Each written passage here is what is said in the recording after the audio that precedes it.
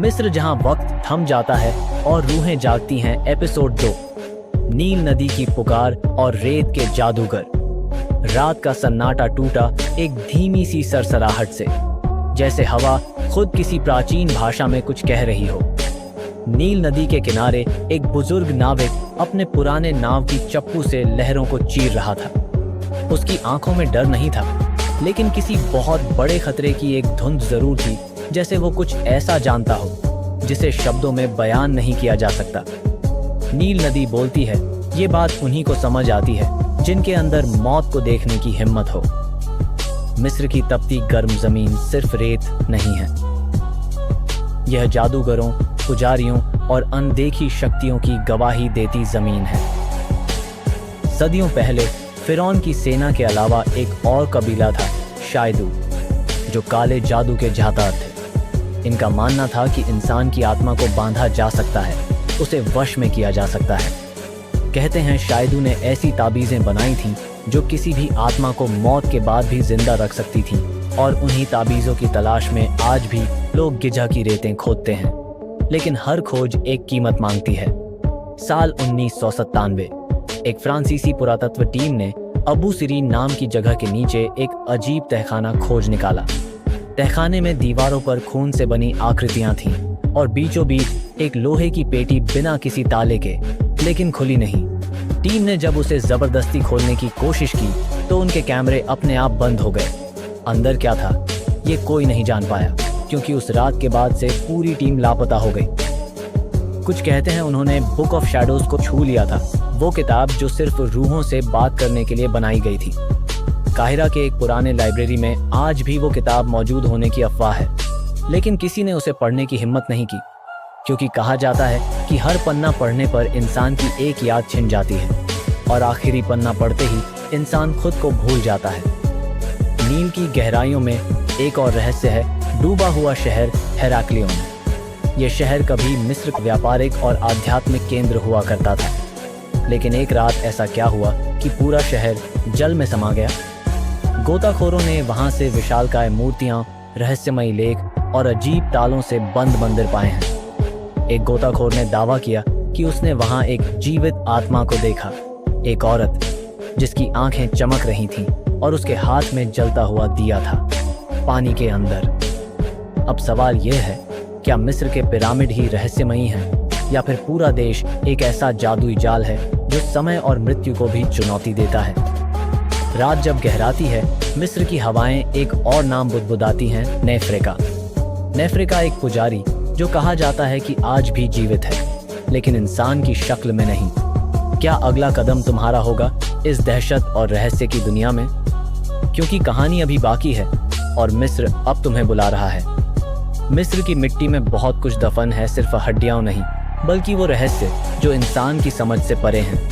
और इन्हीं रहस्यों में छुपा है एक नाम, नेफ्रेका। इतिहास की किताबों में उसका जिक्र नहीं मिलेगा। वो कोई फिरौन नहीं था, लेकिन फिरौनों से ज्यादा ताकतवर था। उसे लोग सांपों का पुजारी कहते थे, वो जो अंधेरे में देवताओं से नहीं परछाइयों से बात करता था। कहानी शुरू होती है थेब्स नामक शहर से, जहां एक प्राचीन मंदिर था, सेत का मंदिर। ये मंदिर न तो सूरज की रोशनी को स्वीकार करता था, न हवा को। इसकी दीवारें काली थीं और दरवाजे हमेशा बंद। नेफ्रेका यहीं रहता था। कहा जाता है उसने आत्मा की मृत्यु को रोकने का एक रहस्यमयी मंत्र खोज निकाला था, खेपर एंड द जेड। ये मंत्र इंसान की आत्मा को शरीर से अलग कर देता था, लेकिन उसे पूर्ण मृत्यु से बचा लेता था।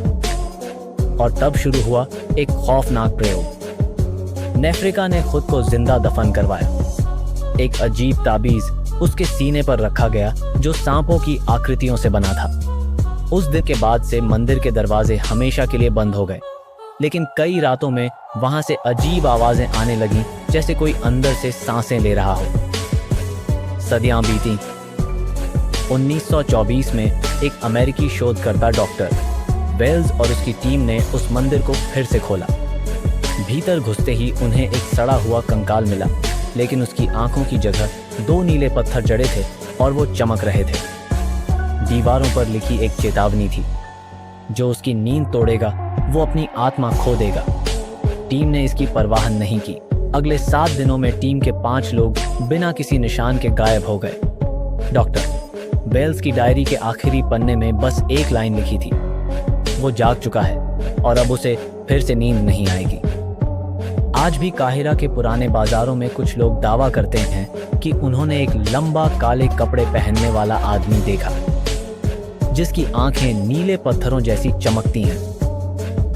कुछ लोग कहते हैं कि वो नेफ्रेका है, जो अब इंसान नहीं बल्कि एक अमृत रक्षक बन चुका है। उसका मकसद है प्राचीन ज्ञान और तंत्रों की रक्षा, और जो भी उसे चुराने की कोशिश करता है वो गायब हो जाता है। लेकिन सवाल ये है, क्या नेफ्रेका सच में जिंदा है या फिर ये सब एक श्राप की कल्पना है? और अगर वो जिंदा है तो उसकी अगली तलाश कौन सी है? क्योंकि एक आखिरी मंत्र अब भी अधूरा है और नेफ्रेका उसे पूरा करने के लिए किसी जिंदा कुर्बानी की तलाश में है। क्या तुम अगला निशाना बनोगे? पिछली रात की स्याही अब भी मिस्र की हवाओं में थी।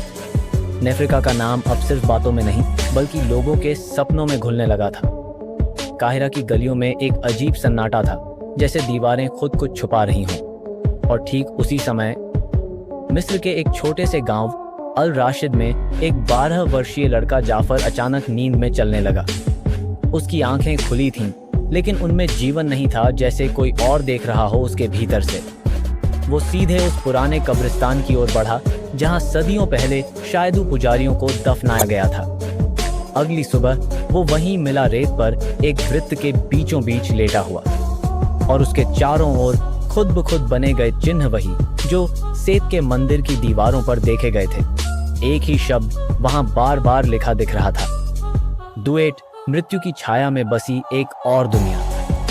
रेत का दरवाजा पुरातत्वविद अब एक अजीब घटना का अध्ययन कर रहे हैं। मिस्र के बहरिया ओएसिस में रेत की सतह पर अचानक एक गोलाकार घेरा बन गया है, जो हर रात 3:30 पर तेजी से घूमता है, लेकिन दिन निकलते ही गायब हो जाता है।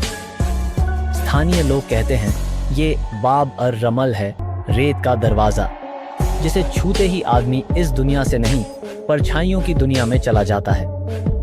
एक गवाह ने बताया, मैंने देखा एक आदमी उस घेरे में कदम रखता है और उसकी परछाई वही खड़ी रह जाती है जबकि वो खुद अंदर चला गया। नेफ्रेका की वापसी या कोई और? जाफर की आंखों में एक नई चमक है और उसकी आवाज में कभी कभी एक और लहजा सुनाई देता है। उसकी माँ कहती है वो अब वैसा नहीं रहा जैसा पहले था। वो आधी रात को प्राचीन भाषा में बड़बड़ाता है और कभी कभी दीवारों से बातें करता है। एक पुरानी पुस्तक नैक्टेटरना में लिखा है, जब रेत का दरवाजा खुलेगा तब अमर आत्माएं अपना नया शरीर ढूंढेंगी, और उनमें से एक आत्मा वो होगी जो अधूरी है, पर अधूरी ही सबसे खतरनाक होती है। अमर आत्माओं की सभा गिजा के पास एक पुराना उजाड़ इलाका है, मकबरा अल खाली, जहां हाल ही में एक भूमिगत पत्थर की मेज मिली है, गोलाकार, और उसके चारों ओर 12 पत्थरों की कुर्सियां, लेकिन एक कुर्सी टूटी हुई है। शोधकर्ता मानते हैं कि ये अमर आत्माओं की सभा की जगह है, जहां नेफ्रेका, शायदू और एक और रहस्यमयी आत्मा एक बार एकत्र हुए थे। अब सवाल ये उठता है, वो टूटी हुई कुर्सी किसकी है? क्या वो आत्मा कभी सभा में नहीं लौटी या अब वापस आ रही है? नई परछाई अख्तेम्रे, एक पुराना मंदिर हेराक्लियोन के नीचे दबा हुआ, हाल ही में खोजा गया और उसमें दीवार पर एक चेतावनी खुदी हुई थी, जब समय अपनी दिशा बदलेगा अख्तेम्रे लौटेगा, वो जो आत्माओं को राह दिखाता है और फिर उनका रास्ता बंद कर देता है। कुछ विशेषज्ञ अब मानते हैं कि नेफ्रेका सिर्फ एक द्वारपाल था। असली ताकत अख्तेम्रे है, वो जिसने खुद को समय से बाहर छुपा लिया था, और जाफर अब उसकी खोज में एक माध्यम बन चुका है।